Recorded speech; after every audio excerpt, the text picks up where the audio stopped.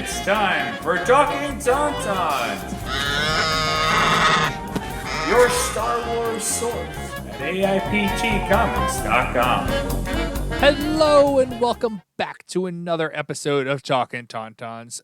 I am Jim Lahane, and with me is not Nicole, but we decided that we needed to dig in the archives of our coffers and pull out what we've been storing in the back of the freezer. It's Connor Christensen. Give me 1 second. I need to Google what coffer means and determine if I should be insulted or flattered or neither. Hi, everybody. Coming out of Jim and I last saw each other for the first time ever at Star Wars Celebration, and now just dawning on me that this is the first we've talked in not over text since Star Wars Celebration. That's right. You were supposed to be on for the season finale of Obi-Wan, but you weren't. I can't remember what happened. Was that wasn't during my COVID slumber. Which I finally got the vid. For any listeners who care, it took 2.5 years. I finally succumbed and got it. Succumbed's not the right word because I'm fine. Right before Comic-Con too, perfect timing. Like literally perfect timing. Actually, I tested negative the day before Comic-Con started, so that was very lucky. But no, I can't remember why I missed the Obi-Wan episode. I would have talked about it for hours on end, though. I loved it. Thought it was phenomenal. So, but no, glad to be back. Glad to. I got a lot of thoughts on a lot of things, and I'm really excited. I have thoughts on things too. It's what we're here for: the thoughts and the things. The thoughts sometimes and the together. Things. Yeah, sometimes the thoughts and the things at once. The thoughts are on the things, or the things are on the thoughts or stuff. The thoughts are on the things, and the things fuel the thoughts. Yes. It's poetry. It rhymes. So, you're right. We haven't gotten to talk since Celebration. How are you doing? I'm doing great. Ironically, I posted this in the APT Discord for anyone who's on it. I bought way more Star Wars stuff from San Diego Comic-Con than I did from Star Wars Celebration. I came back from Star Wars Celebration with one t-shirt. That's it. I bought one t-shirt. It wasn't even an exclusive thing. It was just a cool shirt I saw. I came back from San Diego Comic-Con with 3 t-shirts, a hoodie, a bucket hat, a copy of Shadows of the Sith, a copy of the Justine R. Ireland's final middle grade High Republic book, which I'm blanking on the title, Mission to Disaster, I think is what it's called. I got that. Picked up all the single issues of Star Wars Chewbacca, all the single issues of Star Wars Lando. Same with all the Star single Wars issues. Leia. All the single issues. Incredible. This is the riffing everybody missed. But yeah, so I came back from San Diego Comic-Con and I just looked at my haul and I was like, I spent 3 times as much as on Star Wars stuff at Comic-Con than I did at Celebration. But I did get the absolutely awesome Heroes and Villains Comic-Con exclusive t-shirts. They had a Vader one and an Obi-Wan shirt that were both exclusive to the show that I was able to snag on the first day. So I was really, really pumped on that. And I got some awesome pins. I'm starting to become a pin guy. I'm putting pins all over my backpack. You're one of those people. Oh, yeah, I'm one of them. I got some sweet pins and some stickers from this place called Punch It Chewy Press. If anyone's ever heard of them, they had a booth right next to my booth. So I got this really awesome chopper sticker that I'm showing Jim on video that the rest of you guys cannot see. But got the cool chopper sticker, and then they had a Kyle Katarn pin, which I immediately bought because I'm a sucker. That's the one piece of Legends content that I really, really love is the Jedi Knight series. So snag that Kyle Katarn pin as well, put it on my backpack. So it was a very Star Wars centric Comic-Con for me. I played Dark Forces. I can. I get it. It was a game. It. Yeah, it was Doom with Star Wars stuff. It was Doom with Star Wars stuff. It really. I've never played the first one. That's the and only one I played, actually. I was working my way through. Still working my way through. I remember asking, because like I played the second one, Dark Forces 2 Jedi Knight, when I was like 10. And when I got to college, I like bought it off of Amazon rebought it for like $10. And I was like, ooh, I should go back and play the first one. But I went on to like Reddit and a bunch of different other internet forums, and almost everyone's like, there's no need to play the first one. There's basically no story, and it's just Doom. It's Doom with Star Wars overlay. It's cool, but it's not worth it. So never played the first one, but that whole series is fantastic. So yeah. Anyway, other than that, Star Wars Celebration, San Diego Comic-Con. I just got done with the weekend where I played 7 hockey games in 4 days.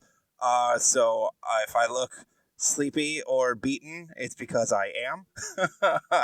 So it's because the tournament I thought that was just your default setting. I mean, it kind of is. Yeah, but played 2 divisions up. That was fun. Got schooled a bit. Nice to get the ego put into check. So that was nice.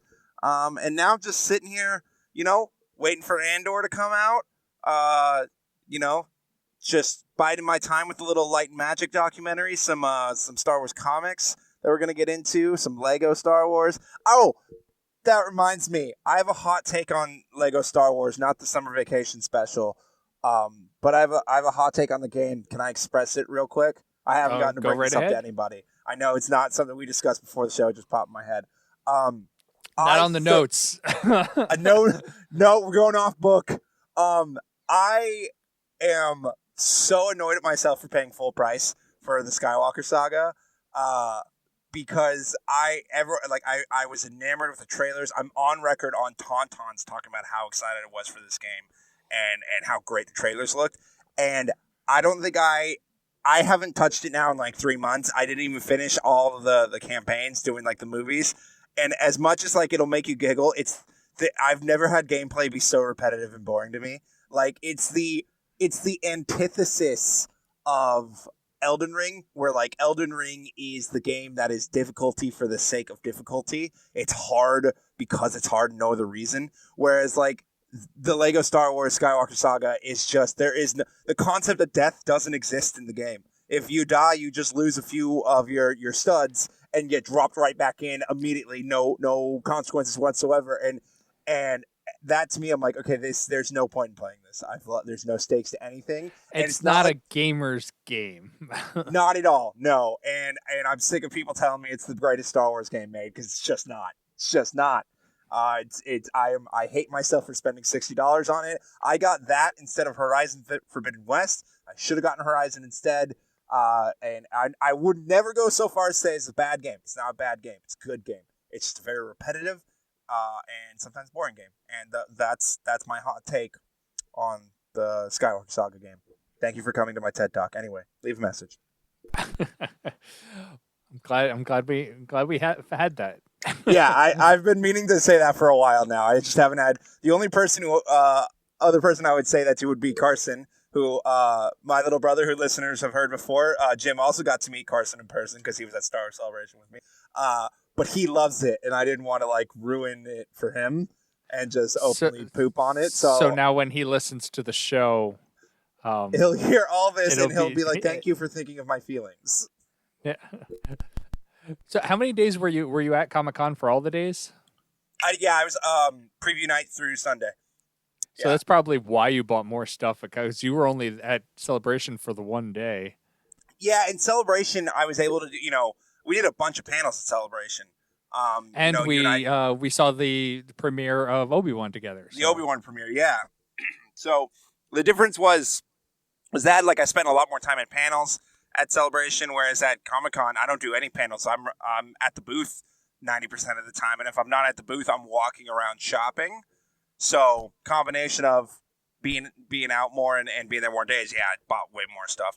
And there was some Star Wars specific stuff I was looking for. I'm trying to collect all of the in-canon comics with the exception of the adaptations. I don't really mess with the adaptation comic books that much.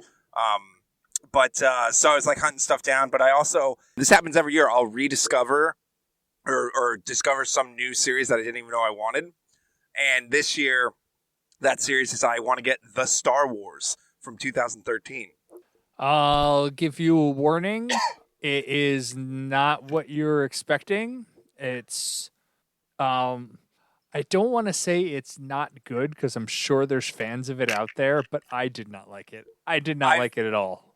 I was warned by because I wasn't able to find it at a decent price at Comic-Con, but I'm gonna start trying to hunt it down.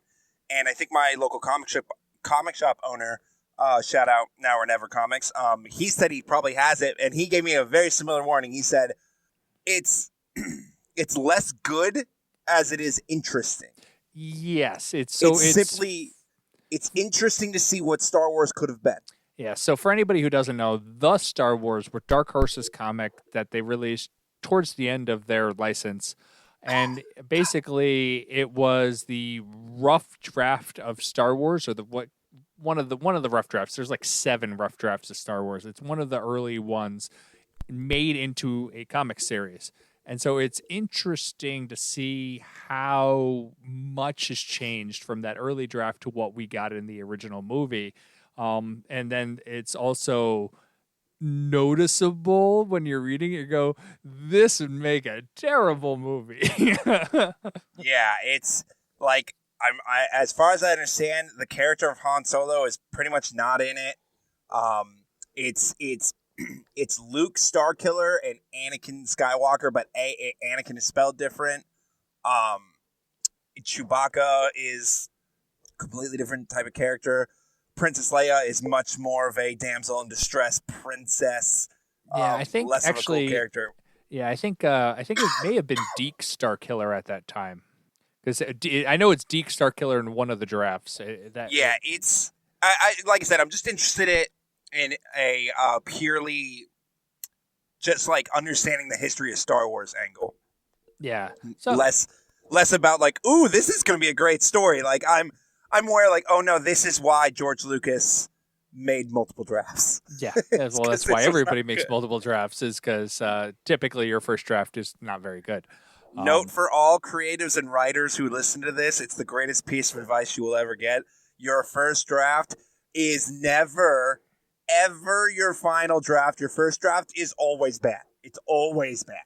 Never submit anything on a first draft unless you're like a Psych 101 student and it's due right now and you did it at the last minute, then sure, submit your first draft. But other than that, first drafts are always terrible, and the Star Wars is the perfect example of that, from what I understand. I'm still hunting it down, though, because it's only 8 issues. It's also interesting because it's the last thing Dark Horse got to publish before the rights went over to Disney. So, yeah.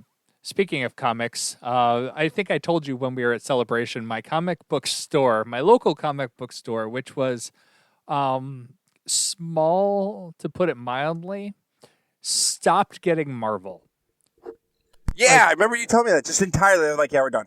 Yeah, well, it wasn't that they were done. They had problems with the distributor, and they weren't able to get any Marvel. This is back in, so Celebration was the end of May.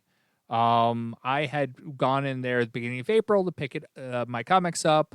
Then I went right before Celebration because they miss a lot. So I wanted to make sure that if they missed anything, I would know what it was before Celebration. And so I went in there from near the end of May. From the time I last went there at the beginning of April, there was one comic. I'm like, oh, he's like, yeah, we're having trouble with getting any of the Marvel line. Okay. So I guess that makes it easy trying to find the missing ones. It's all of them. And then I contacted him again in June. Still no luck. July, still nothing. And I said, at that point, I'm like, okay, I'm just going to have to close my hold because like this is not working. I feel super bad because they are tiny. Like the guy works like multiple jobs just to support his comic book store, but you aren't giving me literally anything. I can't, like, I need to go somewhere else so I can actually get my comics. And so I went there's a comic book store in Syracuse. Not much around here, actually. I'm kind of surprised. There's a lot more in Salt Lake than there is around here, but I found a place in Syracuse. Was able to pick up all but one of the issues I missed. Obi-Wan #1 for some reason. I assume because the show came out. They didn't have any of that. So I got caught up all my comics. We're going to be talking comics today. And I was reading a lot of comics over the weekend, but I finally got those. And on my home front for anybody who actually cares. I got the pool area was leveled out. The pool got put up, but we were told that since we are on well water, we should call and have somebody come and fill the pool. There's companies that will actually come and fill your pool for you, so you don't need to use city water or well water. And so we couldn't get in contact with anybody. Nobody would call us back or answer the phone. So we've been slowly filling it with well water, but we didn't want to destroy our well. So over the course of 3 days, we have maybe a foot of water in the pool. Perfect. Some And would so- say the optimal level for pools. Yes, and so I bought my daughter. She wanted to have a water balloon war, and I'm really I don't want to waste the balloons, and then you just have this literally one time thing that doesn't really go away that well. But I found reusable water balloons. They're like little magnetic balls that they split into two halves. You put them in the water and they'll self-seal, and they're like little latex balloons, and they're absolutely fantastic. You throw them, they explode on the person. When they hit the water, they'll seal up again and basically refill themselves almost every time. And so we That's played. awesome. I didn't know those existed. I never knew they existed either. They are absolutely I was in awe over these things. They're absolutely fantastic. But we played in a foot of water in the pool, with water balloons today. Just dropping them down and immediately picking them back up like a self-fulfilling snowball. Yeah, pretty much that's what it would happen. So yeah, that's my daughter's bedroom is almost done. We're finally being able to put furniture in it, and I'm just painting the closet doors, and then she will be done, and I can move on to putting up a wall, that the landscaping wall around the pool, so that the entire house doesn't slide down the hill into the pool. If you need help putting up that wall, I've been putting up walls my entire life. The concrete walls. They're founded in emotion, but a wall's a wall, right? I'm sure it's just the same. Yeah, it's the idea is generally that it'll keep people out. Okay. I get where you're going. You were being funny. Attempting to. I'm just tempting the humor. Keyword attempting. All right, you ready to talk some Star Wars? I sure am.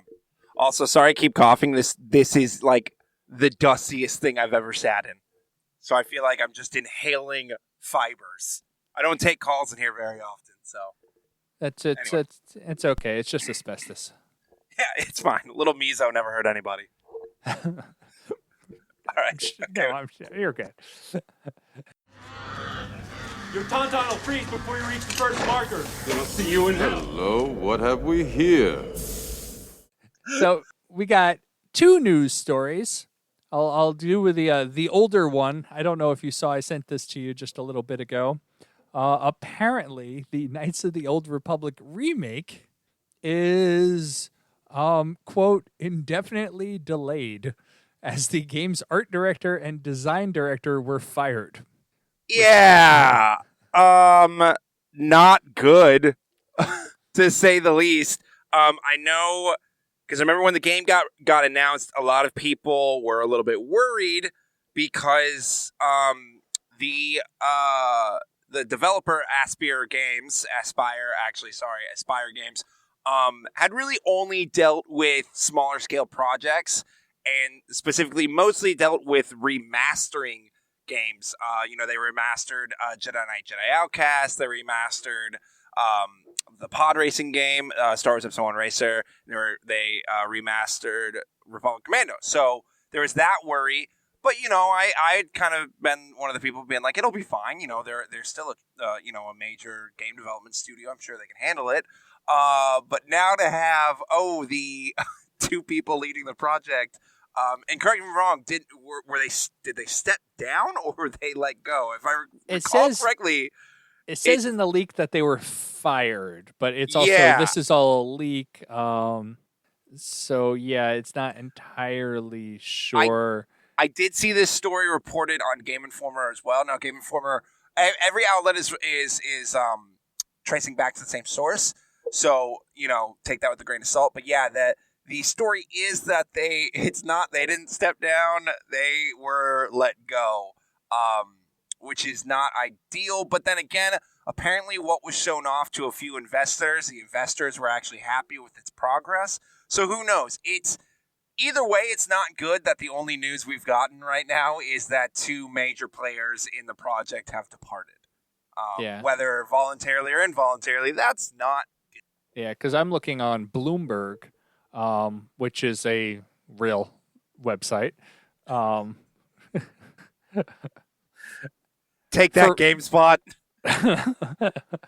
And they're reporting on this as that's not looking good. I figured I was waiting to bring it up when you were on because I knew you would have more information than me, at least. Yeah, it's a bummer just because as somebody who has only played each game, played the Knights of the Republic and Knights of the Republic 2, like I've never completed either one. I tried recently to go back and play the first one, and I know the story has aged perfectly and it hasn't gotten any worse, but the gameplay is just, you got to be really, really patient, and you're not really that much of an active participant in the combat scenarios.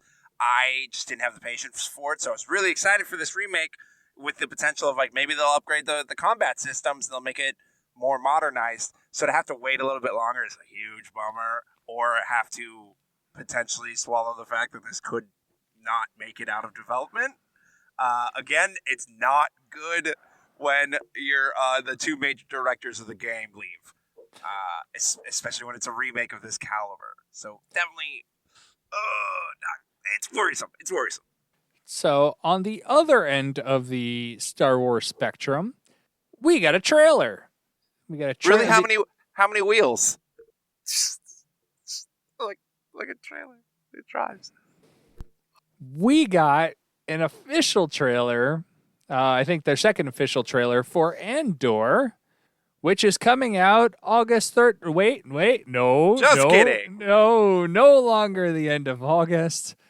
We have unceremoniously been pushed back 3 weeks to September 21st for the premiere, and now we have a 3-episode premiere, which makes me wonder how long these episodes actually are.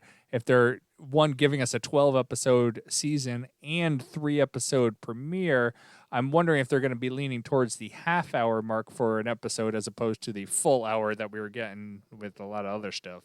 Yeah, at least with Obi-Wan, I think we did, with the exception of like one episode, they were all an hour long or longer. But, with The Mandalorian, it's hit or miss. There's episodes of The Mandalorian that are like 25 minutes long. I'm getting... There's one episode of Obi-Wan that was 30 minutes long, and that was the weakest of the episodes, too. The breakout episode, yeah, which was the one that was the most, the 2 kids in a trench coat escape is one of my favorite bad moments in Star Wars.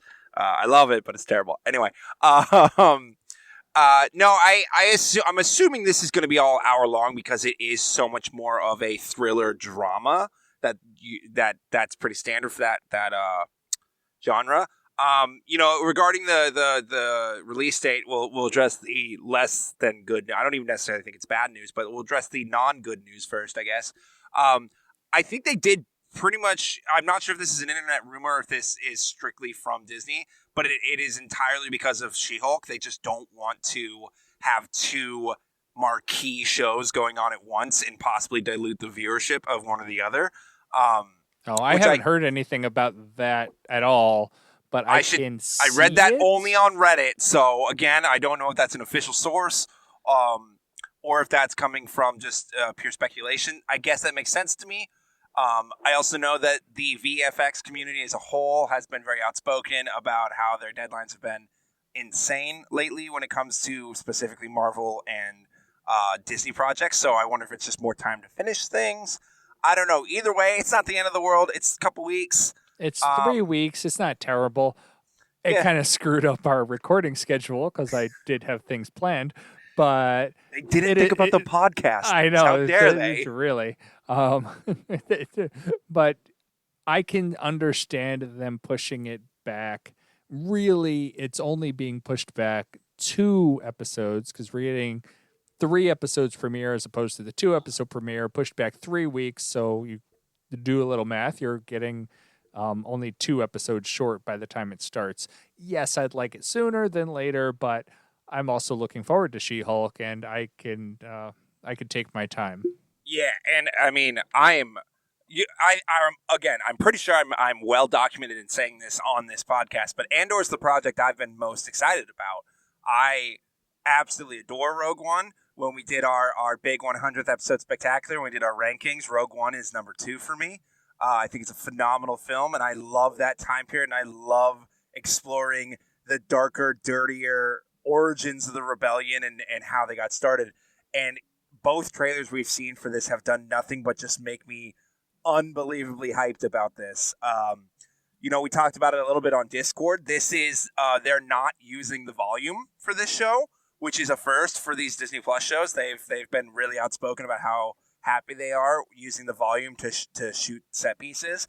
They shot almost all of this on location on physical sets, and I think that's why in the trailer, even in just the trailer, you can see how much more cinematic it all feels. And that's not to say anything negative about the shows that I've liked a great deal, but I think this has just such a grander feel to it.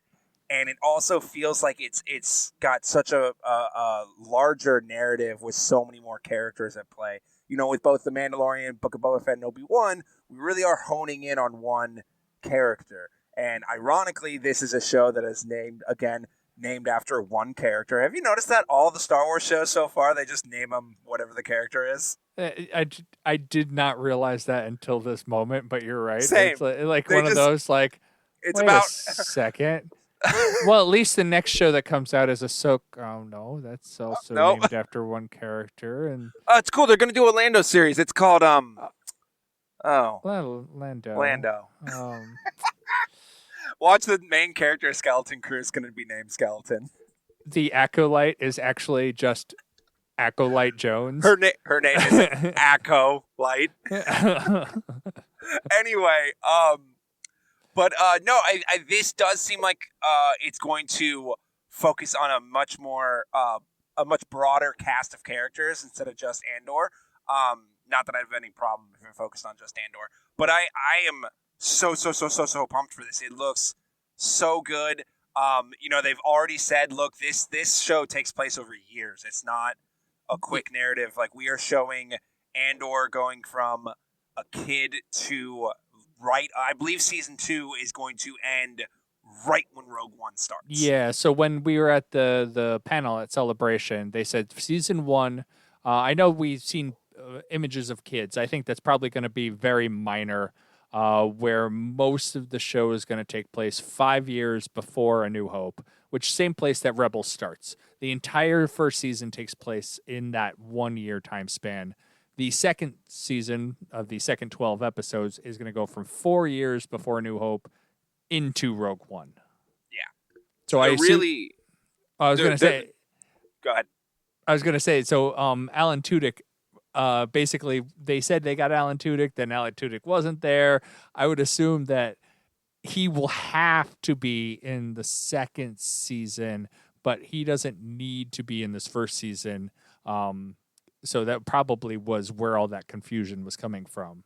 Yeah, and I'm interested because they have technically already done the Cassian and K2 meeting story. They did it in that one-shot comic leading up to Rogue One. So I'm interested to see if they're going to show that meeting again. They're going to pull a Bad Batch and just kind of retcon it, or if they're just going to skip it entirely and be like, look, if you want to figure it out, go read that comic, which is what I would hope they would do. But they're not. They're going to overwrite it. They're just going to wreck on it. Yep. But no, I think this show looks phenomenal. They are definitely really grabbing onto that spy thriller vibe so much, and that's what I want out of this. I just can't wait. It's got me incredibly excited. It looks really good, and a lot of people online have been poo-pooing on the volume, and you got to understand people online being upset. Yeah, the Star volume Wars fans? is groundbreaking technology, and I had said they have it probably at about 90%. Like, I heard people like on the set going, it's real life. Like you couldn't even tell the difference. Like this is as best as you can get. It's not. They probably have it about 90%. And it's that last 10% that's going to be the hardest, but it's that last 10% that you could tell when you're on the volume. And it's a lot of like character placements, object placements, things like that. Like they will constantly do the same thing. You're on a completely different planet, but all the objects are kind of similarly like arranged because you're in that confined space to begin with. And so it's things like that they need to figure out. But it's still an absolutely phenomenal like technology. I have nothing against it, and I think it's great. I also like what they're doing here. We've seen pictures of the set. They built like entire like city streets to film on, and so like you really are like they like immersed in the environment because it's not the volume. You are in a city street that they built like the set around. Yeah, absolutely, and it just. I'm sure from an actor's perspective and a performance perspective, it allows you, like you said, just to be that much more immersed. And it is, again, I think the volume is fantastic. It's incredible for filmmaking. The way it allows you to pretty much shoot anywhere at any time. It makes filmmaking so much more accessible, especially sci-fi like this, where you're going to have to you have planet trotting adventures where you're going to have to switch locations. It's incredible. That being said, there is a feel to being on location that is different, and it's like an uncanny valley to an extent. And like I cannot reiterate this enough. Not saying that's not to poo-poo the volume. Like if you show me a picture of the volume versus an on location shot, I might be able to tell the difference after like 25 minutes of staring. Like, but for its intents and purposes on film, it is incredibly effective. It also brings down the cost barrier, like, which means more Star Wars stuff. Yeah, like George Lucas had written a show called Underworld that never saw the light of day because it was too expensive at the time to make. That show is now 100% feasible with the volume technology. And like we get so much more because of the volume technology that it costs so much cheaper to make these shows. You're getting these shows and you're not like your only barrier now is the talent and the writing, which yes is going to be a barrier, but it's not the barrier to the process to create these things. Well, and the talent they've got behind Andor, it's I forgot their names, but it's the writers from The Americans. Same showrunner, I believe, from The Americans. Tony Gilroy's involved. Yeah, I know Tony Gilroy because he was also involved in the movie. Yeah, he did he helped write Rogue One. So they assembled. Shocker, Disney assembled an all-star cast on screen, an all-star cast behind the scenes to do this. And I know some of the complaints have been like, some of it looks a little too real world to me. And it's like, well, they're trying to use elements of real life guerrillas, like guerrilla warriors, to remind you, hey, the rebels in the eyes of the Empire and the eyes of, Imperial citizens were terrorists. They were carrying out these violent acts of rebellion. So so yes, like a blaster is going to look like an AK-47 because they want you to think of guerrilla warfare. They want you to feel like, hey, these rebels were the freedom fighters who had to scrounge together lesser firearms to fight back. That's what I love. Like, why are they making Star Wars political? I have something to break to you. If you're one of those people, I have news, and this is 100% true. You don't even need to just believe me. You can look this up. In the original Star Wars movie, you had two factions, the Rebellion and the Empire. One of those was the embodiment of Vietnam, the Vietnamese. The other was the embodiment of the Americans. Guess which side was the Americans? That's right. We were the Empire. From George Lucas, his entire first movie had America as the Empire. So pretty sure we're not always the good guys. and I'm pretty sure there's been politics in Star Wars from the get-go. It's literally always been a political. It's about freedom fighters fighting space Nazis. I mean, that is an inherently political story. And also, like, get ready, Andor's going to be a super political show. They've already told you that, look, a major portion of this show is Mon Mothma in the Galactic Senate pulling strings for the rebellion. So, again, inherently, literally going to be a political show. It's going to be about the political process. And I have left Twitter behind. I'm off Instagram. I don't have a Facebook anymore. I limit my time on Reddit simply because I'm sick of participating in online discussions, and I can only assume that the discussions around Andor are going to be so annoying.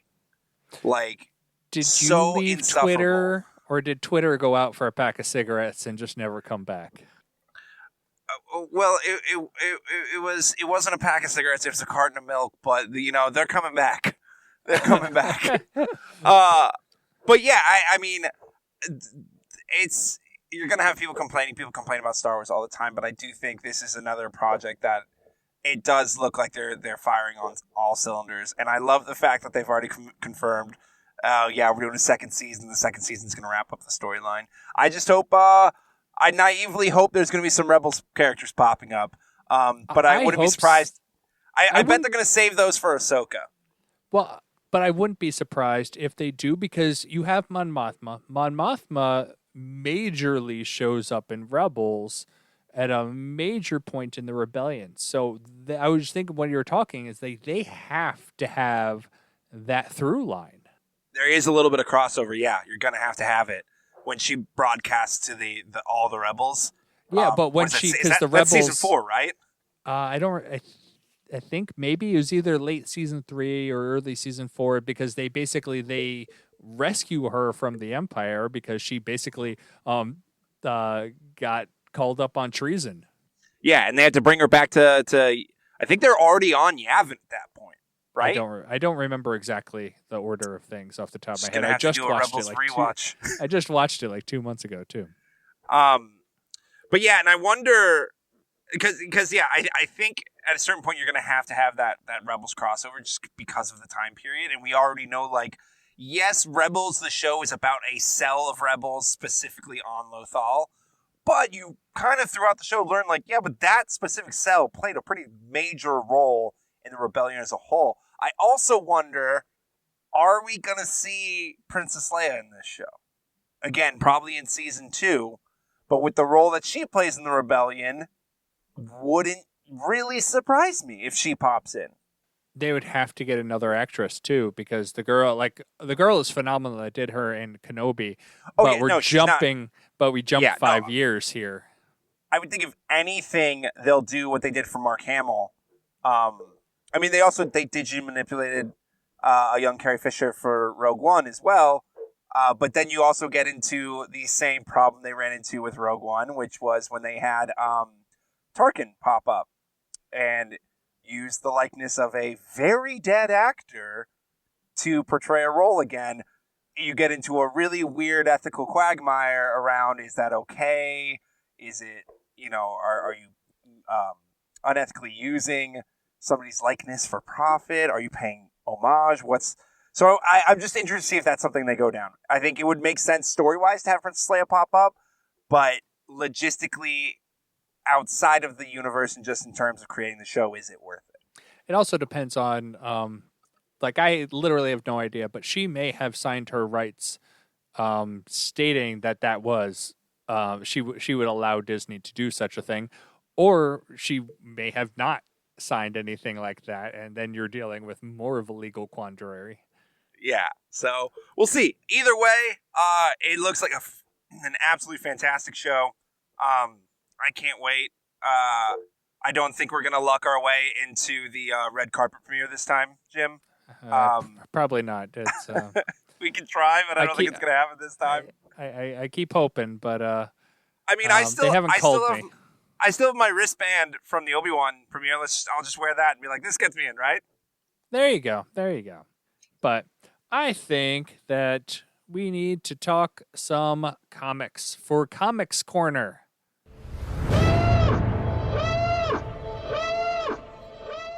So I wanted to the comics have been kind of weird lately, actually, because we first when all of the comic lines kind of lined up time wise between Empire Strikes Back and Return of the Jedi, they did this huge crossover, War of the Bounty Hunters, and we talked about the War of the Bounty Hunters probably back in November, and the storylines majorly between the main Star Wars line, Darth Vader, Dr. Aphra, Bounty Hunters, and then a separate one-shot series, not one shot, but a limited series or whatever you want to call it. An event series. An event series of the War of the Bounty Hunters. And plus a bunch of one-shots. Plus a bunch of one-shots. You're right. There was like 4 one-shots. All of those intertying the storyline that takes place probably over the course of 4 minutes. I'm joking. It takes place over the course of a day. But that's a stretch too. It takes place over the course of maybe an hour and a half. Yeah. And so like you have literally, I think I counted, it was close to 50 comics that all like intertwined with each other. And it was a lot. I read them all at once in order of what there was of an order that you could figure out, which again was really difficult. But then at the end of the War of the Bounty Hunters, they're like, we're not done. And everybody's like, oh, crap. They're like, we're going to do Crimson Reign as part 2 of this major trilogy. And then Shattered Empire as part 3. Hidden Empire. Hidden Empire. Shattered Empire is a different thing. Hidden Empire. We've already talked about that, haven't we? On this show? Probably. Hidden Empire is part 3. And so Connor's on. We're going to be talking the Crimson Reign. The Crimson Reign has wrapped up by this point. Started just after War of the Bounty Hunters, probably January, I would say. It was, yeah. And you got like maybe like 2 comics for each of the lines, not part of the series. And so then again, we have the main Star Wars line, Darth Vader, Bounty Hunters, and Dr. Aphra, and another event series called Crimson Reign. We no longer have the High Republic comics coming out. They are on a hiatus until November.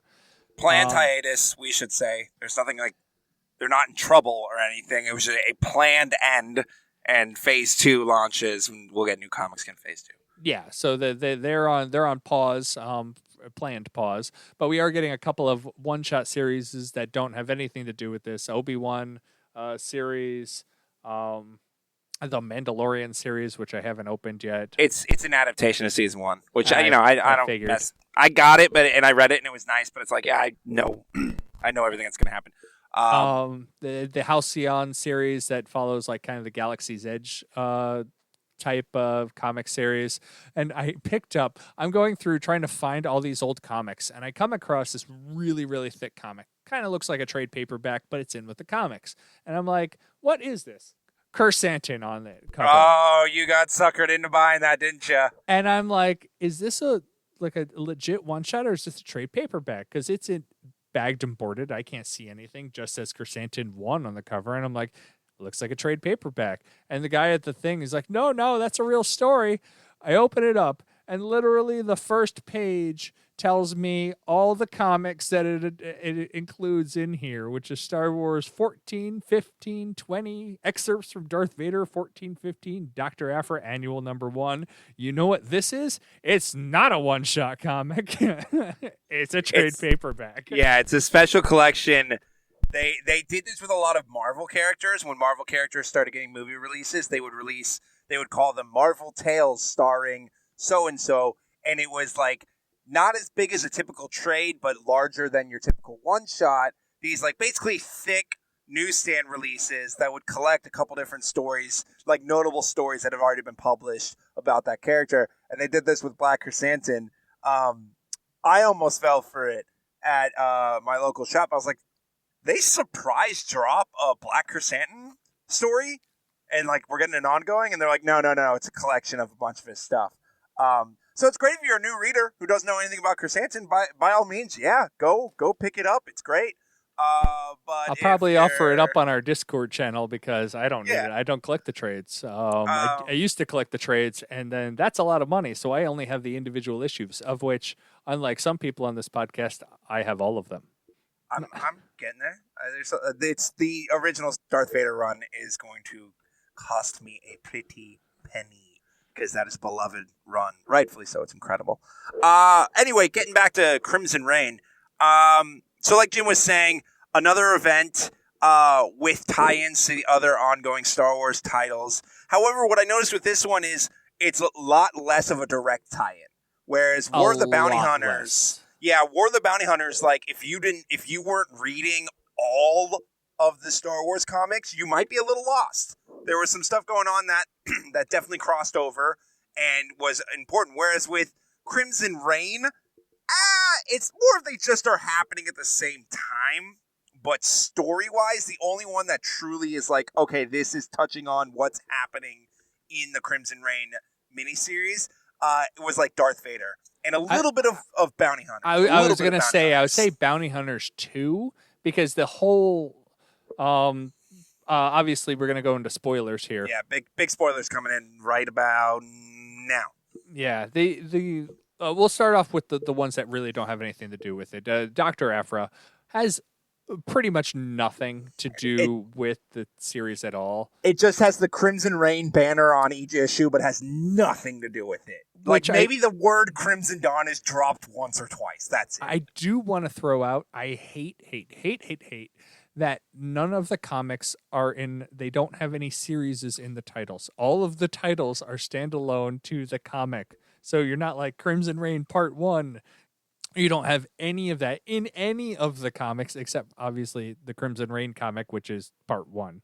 And so like each issue is kind of its own standalone thing. I don't know if they're doing that from now on and we're not doing any more story arcs, but it's obnoxious. I do like it when you get the it's like, okay, it's this Part 1. It's it's Eye of the Storm Part 1, or Shadows of Vader Part 1, 2, 3, 4. Yeah, I don't know why they're doing that. Yeah, and so Dr. Aphra's dealing with her own thing with the Ascendant. Ascendant? Is that right? The Ascendant tech, yes. Yeah, the Ascendant tech. And it's actually, I really enjoy it. And I want to say, like, there's not much reading. And I think that's part of the reason I really like Dr. Aphra. The art is really nice. The text is minimal. And it helps you breeze through this story, which is really good in and of itself. It's not like I'm taking a half hour to read one comic because each page is loaded with text. I want to breeze through these. That's the whole reason. Like, I want to just enjoy it as pretty quickly through. And so I'm really liking the Dr. Aphra story. And it's getting weird. It's getting very weird. I was kind of falling off Dr. Aphra. I mean, I will always read Dr. Aphra because she's, in my top 3 favorite Star Wars characters, but I was not enjoying the series as much because I was like, come on, get on with it. We get it. You're hunting this Ascendant technology, but it kept pushing out her finally finding it.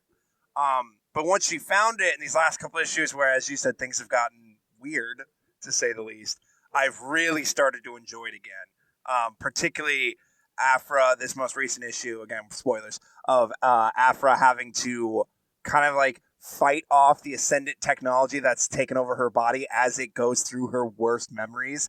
And it got back to something that I think has been somewhat missing from this Aphra series as of late, which is that Aphra is complicated as a person and is borderline a bad person, who routinely stabs her friends in the back and pulls one over people. And this issue did a good job of reminding you as a reader, like, hey, remember, Aphra's trying her best, but a lot of times she makes the worst possible decision.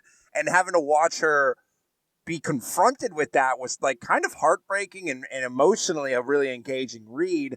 And also reminded you as a reader, like, hey, don't forget, Aphra's not entirely the hero here. So I am really enjoying that. And again, nothing to do with Crimson Reign whatsoever, which, as I'm sure we'll get into in a bit, is probably not a bad thing. Yeah. So, all right, pick one of the other ones. What Darth Vader, I guess, would be the second least connection. Although I was going to say the main title's just Star Wars. I can't. First of all, I can barely tell you what's been going on in that series just because it feels like it's moving along at such a snail's pace. Star Wars. I literally read most of these to catch up. Star Wars, they're battling that one Star Destroyer that got damaged. The Talkin's will. Yeah, and so they're cool. trying to get back Shira Bree.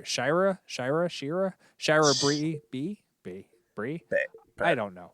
Poe's mom. Shara Bay. Poe's That's mom. her name. Shara Bay. Shara Bay, that's it. So they're trying to get back Poe's mom, who was left on the Star Destroyer. The Star Destroyer is apparently taking on the entire Rebel fleet all by itself. Ooh, actually, that issue was the one issue I remember because it was awesome. Where what's the character's name? The captain or the commander of the Tarkin's Will, who you find out is a family friend of Tarkin. She basically uses the afterburners of the Tarkin's Will to torch an entire rebel encampment. It's really messed up, but it's also it was a great way to just show how brutally efficient she is as a rebel hunter. Commander Zara. That's it. Yeah, that was the issue that I was like, wow, this is really good. This is how Charles Soule's mainline Star Wars run has been, though. It's anywhere from 4 to 6 issues of incredibly slow buildup to something that you're really not that interested in. But then the payoff issue is phenomenal. It has either a really awesome battle sequence or has a great character revelation, but it just feels like the work and the effort and the time you have to put in to get to those issues is rarely good or enjoyable. Speaking of text, there is a lot of text to read through. Get ready to read. And it's it's an enjoyable comic. I'm enjoying it. I'm a little perplexed that the rebellion is being beaten by one person in a broken Star Destroyer so badly. Her tactics make sense, but it's one of those you're like, are you people really that dumb? You guys are really bad at war. How did you win this? Yeah. Which, we find out why. But yeah, I'm enjoying it. I'm enjoying it as on the whole, not as individual issues. Because, like I said, you get payoffs. It's just it takes so long to get to those payoffs. All right. So I'm going to jump to Bounty Hunters. Because as longtime listeners know, I have a hate relationship with Bounty Hunters. Yeah. I'm starting to kind of join you on that. Nobody can see this. I'm standing now. That's how upset I am about Bounty Hunters. I'm actually not that upset, but it's just dragging on. And now, we've switched character perspectives. It's no longer about Baylor Valence, who was the only reason I cared about this series at all. It's now about Tonga, I think is her name, and her new crew. I don't even know most of their names. That is kind of the part of the problem is people will mention their names. I'm I literally do not know which character that is. I recall Bosk is involved. Bosk and Casu Leach from Conja, who will go on to become a lieutenant in Conja Club. But okay, and I did Dengar. laugh. I did laugh at the line that he said something about I would much rather die wrestling a what's the thing in The Force Awakens that he dies by the ball. Rathtar. Yeah, he's I would much rather die wrestling a Rathtar. And I might, and it's one of those, and I'm I don't know whether to laugh or groan at that. I don't know. I just it was one of the standout moments of the entire series because it is so confusing. So confusing. What is going on? It feels directionless, especially once you got done with that first arc where it was Baylor and Boba. and Bosk and Dengar and all the other notable bounty hunters tracking down Cordelia, who is the the unplanned child of leaders from the Broken Clan and the Mourner's Wail. So it was an interesting, a little grapple for power within the underworld. But since that first arc wrapped up, it's been totally directionless. And they're still trying to get back this girl who has been kidnapped by Crimson Dawn, which you read in the Crimson Reign miniseries, which is the crux of our conversation today. But she doesn't seem like she's kidnapped in Crimson No, Reign, not but at she all. seems like she's kidnapped in Bounty Hunters. In Bounty Hunters, you're like fearing for her safety, and you're like, oh no, she's been kidnapped. But in Crimson Reign, you're like, she was technically kidnapped, but like she seems pretty stoked to be there. Yeah, it seems like a lot of this whole time period seems like it was thrown into a blender, stirred up. I don't quite know what's going on when. They do have occasional references to other events going in other comics. Like, see this like happened in another comic. I'm like, okay, you're kind of giving me a timeline, but like characters, Baylor Valance is probably the worst one because I do not know what he's doing when he is doing it because he's crossing over between Darth Vader and the Bounty Hunters comic, but his timeline doesn't seem to match up with where he should be. Like, yeah. His whole storyline now has gotten so muddled. He's technically with the Empire again, sort of as an indentured servant, but he really doesn't like it. Like, yeah, it's very confusing. But yeah, at least I will say, at least Bounty Hunters does tie into Crimson Reign more because again, it's about these bounty hunters going after Cordelia, who has been kidnapped by Crimson Dawn, and that actually, we haven't gotten the wrap up for that because even though Crimson Reign is wrapped up as a storyline, the assault on the Vermilion, which is Crimson Dawn's flagship, comes out this week. So, haven't read it yet. Don't know how it wraps up. It doesn't wrap up. I read it. They're in the middle of it. Great, awesome. And then we got Darth Vader, which is my favorite Star Wars series going on right now. I will say. But it's better when it doesn't have to tie into Crimson. I feel like it's not though. Like, oh my word!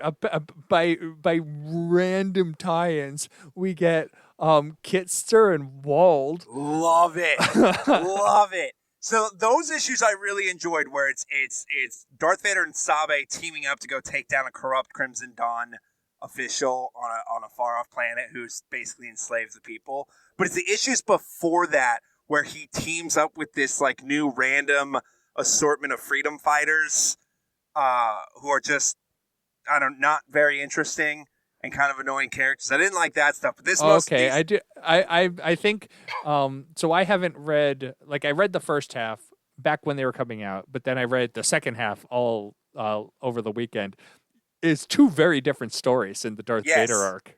Yes, and the most recent stuff with him and Sabe has been great. And yes, and running into the Phantom Menace throwbacks of Kit and what's his other friend's name? Kitster and Wald. Kitster and Wald is so good. I was like, I love Greg Pak throughout this run has done such a good job of pulling in elements from every era of Star Wars and making it work. And this was the one where he got the closest to it being too ridiculous, but I loved it. And we're getting pod racing, baby. Oh my, the end of this last issue of when they show this giant pod racer and they're like, Kitster's the only one who knows how to drive that. And you just see Darth Vader. And I literally put my head down and went, you did not just go there. I swear to God, I've never been more convinced that Greg Pak has listened to our podcast than I am now. I'm like, okay, I have gushed about his books so many times. I make annoying references to pod racing, and now this story arc is going to end with a climactic, basic pod race, so Darth Vader can go save people. Oh, the guy reads. The guy has to listen to the show. It was. Hey, Greg. But I do really like the Sabe team up. I like how they made it work. Like, it doesn't seem like it should work because Darth Vader is a homicidal maniac, and he kills anyone who gets close to him because he's a homicidal maniac. But they make it work that Sabe makes him want to work with her, and I like it. I like Sabe to begin with. So They do a good job of humanizing Darth Vader, but in a way that doesn't make him seem any less scary. He's still frightening, and he still is a vicious murderer, but you can see the slow return to Anakin Skywalker that he's going through. And that's why I've been enjoying this series so much, is it is really laying the groundwork for what we're going to see in Return of the Jedi of he is very slowly starting to question his role and everything, and very slowly starting to feel like Anakin again. And I think Sabe really brings that out in him. It's just one of the reasons I've really enjoyed the Darth Vader run as a whole. And bringing back Sabe was just not something I ever expected. And it's, like you said, it shouldn't really work, and it has. the only the issue I've had with Darth Vader previously is that every single issue showed some variety of flashback or vision with Padme or something, and they constantly go back and do the flashback in every single issue. It hasn't been every single issue.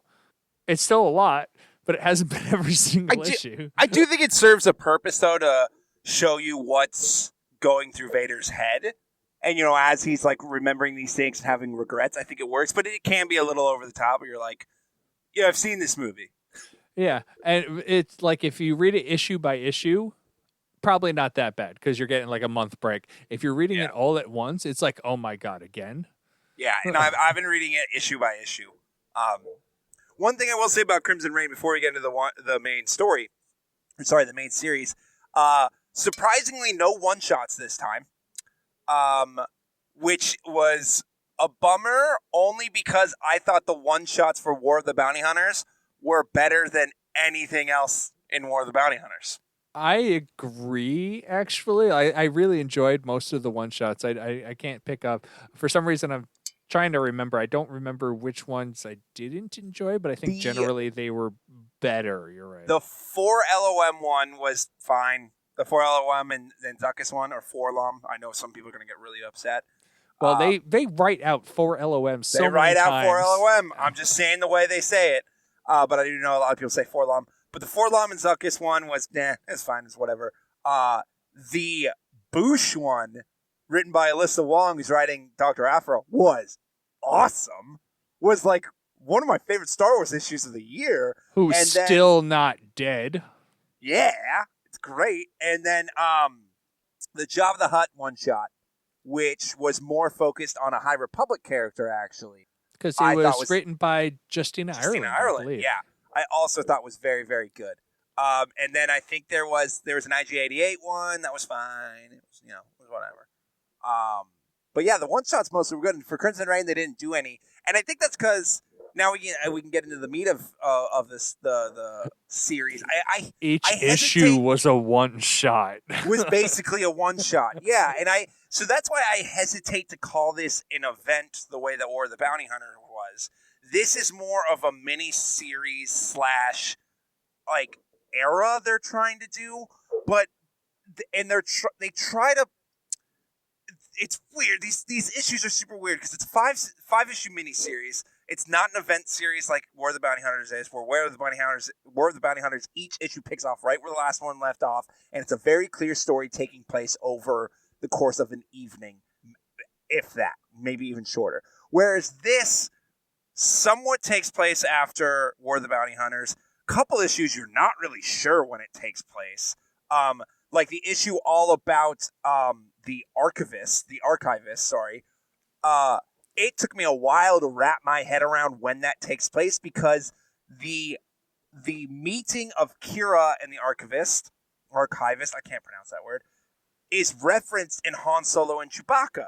And Han Solo and Chewbacca, we know, takes place long before Han Solo gets involved with the rebellion, so it's definitely not during the same time period as Crimson Reign 1 and 2 is. So you're like, okay, so this story's happening 10 years in the past? So the timeline of it all is very confusing. It's also, you realize that the archivist really needs a better shampoo. Disgusting. I mean, I'll just say it. Just she I looks thought like she has odor.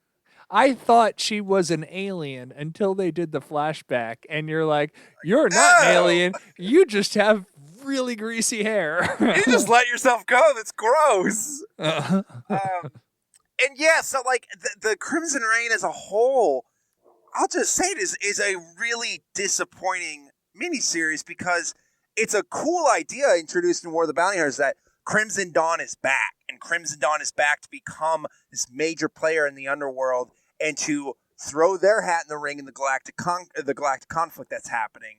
And are they going to take sides? Are they going to play both sides? Who really knows? And then you get to Crimson Reign, and you find out that Kira has this plan, but the plan is both very convoluted and never fully revealed to you. Each story is completely sort of on its own, but also tries to tie into one another, and it's never clear why. It seems like the Crimson Reign is like the Pokemon. Each episode of the comic deals with her gathering one of her forces. One is about the Knights of Ren, one about the Archivist, one I don't even remember what some of them were about, but she sends Ochi of Bastoon to assassinate There is a character whose timeline in this whole crossover of series doesn't make sense whatsoever. He's simultaneously assassinating Imperial guards and with Vader stopping a Crimson Dawn governor on a different planet. Like, again, literally, if you were reading this in order as they're released, his character is everywhere at once and doesn't make sense. It doesn't. It's very confusing. And then in that same issue, that's when you see Deathstrike, super original name, kidnapping Cordelia from Bounty Hunters. And then an issue of the Knights of Ren assaulting Vatrus's fortress to get a screaming key. And then the final issue is the Archivist using the screaming key on some far-off Sith planet to get an hourglass of some sort. And then it ends with the Emperor being like, hey, we've got an enemy. It's Crimson Dawn. They're trying to manipulate us, and they're trying to spread our forces thin. We got to take her out. We got to take them out. And it ends very abruptly with Kira being like, lay low, hit an empire, and that's it. And it just, first of all, you can't tell how long it takes place, but it feels like, much like War of the Bounty Hunters, feels like it takes place over at most a day or two. Everything happens very fast. And then also, it's made out to be this big, important thing that's happening. You're like, well, nothing really happened. Other than Ochi assassinating the Emperor's guards, which was crazy, nothing of import happens. No, it's the setup to important things, like, is what it feels like to me. It's like they're setting up to the next stage, but they set this as a stage itself. So it's like you used one of your stages as a setup for the next stage, which doesn't give me hope that the next stage is going to be enjoyable. Exactly. And like timeline-wise, I can see why they're super quick, because you are dealing with a very, very short time period in universe between Empire and Return of the Jedi. So from the beginning of Empire to the beginning of Return of the Jedi, it's a year. Now, from the end of Empire to the beginning of Return of the Jedi, I'm not even jumping in there because we don't know how long Luke was training and how long it took them to get to Hoth, because they've never really said. Probably a few weeks, maybe even a couple of months. And so you're looking at less than a year's time that you're fitting. Like, how many comics are they going to try to cram into this time period? Utter rise and fall of Crimson Dawn again. I wouldn't be surprised if Crimson Dawn makes it past Return of the Jedi. I would like them to, because I do think they're a cool faction. But it's just they're making them out to be this major player. But right now you're like, they haven't done anything. Like, I mean, they have. You know, they were able to steal Han Solo temporarily from Boba Fett, and they managed to lure the Hutts into a conflict with the Empire, and you know, kind of destroy that overall relationship. But other than that, it's in this miniseries, just like you said, it's all stage setting. but it's stage setting delivered with this like unearned pomp and circumstance that you're supposed to understand why these things are so important with no context goes about why they're important or what Kira's overall plan really is, other than to just simply sow discord between the criminal syndicates and the Empire. I do enjoy Vader's. I don't even remember what this was in, but Vader was having a conversation with the Emperor, and he's like, her fighting style reminded me of pause, you. And the Emperor's like, what are you trying to say? What? Just come out and say it. What are you trying to say? Geez, Sheev, you feeling a little threatened there, buddy? Yeah, that was a good moment, and they Charles Soule really dropped Terras Kasai 4 times in 4 panels. Yeah, that's like, really wanted you to know, like, I know what it is. Do you know what it is? I know what it is. I've never played the game, but I know the game. No, I do. I know the game infamously, and only for infamous reasons. But yeah, it's just I really thought this could have been a cooler series. And it just feels like a letdown. And, you know, it's also, it would be another thing, too, if it being a comic book. You know, there's a lot of times with comics where a story is meandering or is not too eventful, but it's beautiful to look at. You know, Silver Surfer Black is the one that comes to mind for any comic book readers. I couldn't tell you what that story's about, but it's incredibly drawn, and it's so gorgeous. With this, the art is merely, it's serviceable to the story, which is what you want from the art, but the art is nothing that is insanely good either. It's just, this whole thing just feels like needless filler to something more. It feels like they're rushing this out, trying to pump out as many comics into this series as possible. I don't know why.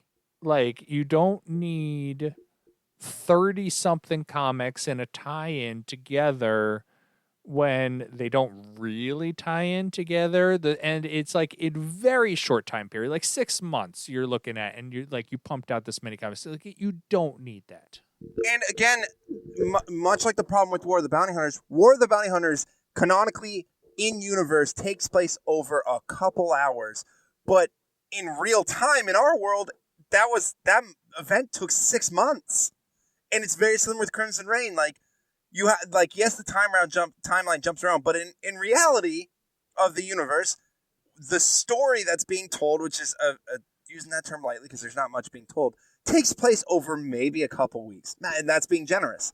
But it, in terms of release schedule, took months for us to read that, so the story ends up feeling like it's moving along at a snail's pace, and that is obviously just more of a problem with decompressed storytelling in comics, and that's how modern comics work, is it's all told in a decompressed way. But this specifically, and War of the Bounty Hunters feels like it could have been one oversized issue. And this, like, even more so, Crimson Reign should have been a one-shot. Maybe a large one-shot, but it should have been, at most, a 60-page issue. It didn't need to be 150 pages. It just didn't. Yeah, like, I don't have problems. I could see the various comic lines. I really don't like that they're overlapping all these different comic lines together. Like, you have, like, the entire history of the Star Wars universe. You have thousands and thousands of years that you can go in any what direction, and you have 5 comic lines counting these events overlapping each other, literally on top of each other. It is unnecessary, and they haven't made it necessary, although they keep trying. I'm fine with it. I think it worked. I think it was better the first time around with the New Hope and Empire fill-in for the first. But they volume. had less. They had less. They had less comics, and then they had only 2. Vader and They had Star Wars, and they had Vader, and then they eventually launched Dr. Aphra. But Vader and Star Wars were running concurrently. Vader and Star Wars were running concurrently. Vader stopped. That's when Dr. Aphra started. So it was only ever 2 comic series. It was always 2 at once. And then they did a bunch of other series, like, miniseries, stuff like that, that took place all over the place. You know, they had the Mace Windu prequel series, they had the Obi-Wan and Anakin series that took place during the prequel era. They had the movie lead up books. They had a bunch of stuff. And it always was like, so if you want, you can focus on these ongoing titles that take place during this specific time, or go to these miniseries where you can explore other avenues and other times in the galaxy. Great. And now they seem, granted, we have the Obi-Wan series, which is an anthology series, and when you have the Han Solo and Chewbacca series, which takes place before A New Hope. But with these main series, with Star Wars, Darth Vader, Dr. Aphra, and Bounty Hunters, you're right, we are moving into the same era, and we're constantly in the same era, and the stories, like, they're almost too connected, where you feel like, do I have to be reading all of these? You know, it's I don't know. It just doesn't. It doesn't have the same feeling as the first go at Star Wars comics did. It's like they liked what they did. Other people liked what they did, and they said, "Well, we're gonna double down on it." And you're like, "No, I liked what you were doing. I don't want 3 times more than what you were doing." Yeah, and like the Bounty Hunter specifically is one where it's like you just said, you could have that take place at any time, especially now that you don't have Baylor as the main character. It's like you're not beholden to the Galactic Civil War era. You could do Bounty Hunters in the Old Republic. You could do Bounty Hunters in the High Republic. You can do Bounty Hunters post First Order. Like, do you know who's a bounty hunter? The Mandalorian. Right? Exactly. Like, you don't even need the Mandalorian, but you have other characters in that series that you can take advantage of. So I'm hoping with Hidden Empire, which again, as I said earlier, Crimson Reign is a shameless setup for Hidden Empire. I'm hoping it's good. You can read, honestly, I reread Crimson Reign last night in an hour. Like, it's a very quick read. It's a very forgetful read as well. And I think Hidden Empire has an opportunity to really stick the landing. And I will give Charles Soule the benefit of the doubt, because I think he usually does.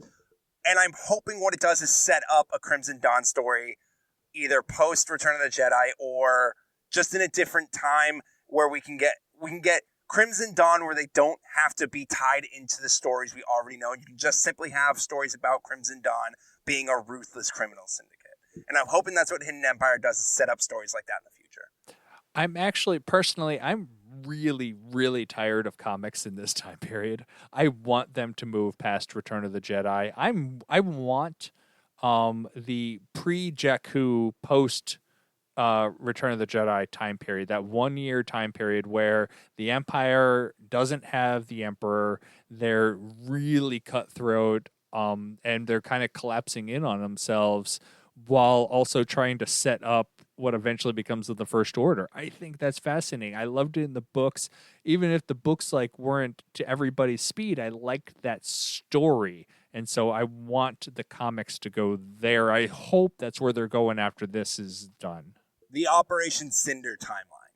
Where yes, exactly. The Empire is essentially cutting and running, but they're really trying to destroy as much as they can as they regroup. I agree. I'd be very interested in that. As much, don't get me wrong, the Galactic Civil War era is my favorite era of Star Wars, but I will welcome new eras, and eventually you're just going to run out of opportunities to tell stories in this era. And I think they're getting close to being there. And I'd rather focus on post Return of the Jedi, even stuff leading up to, show me more of the New Republic, because the New Republic anything of the only New Republic reigned about as long as the Empire did. Yeah, show me anything of the New Republic. You're looking at a actually 30-year time period. All right, so I guess with that, we should wrap up our discussion. You can email us, Talkin Tauntauns at aiptcomics.com. You can find us on Twitter at Talkin Tauntauns, or you can join our Discord and join us through our Patreon with AIPT Comics. And with that, see you again next week.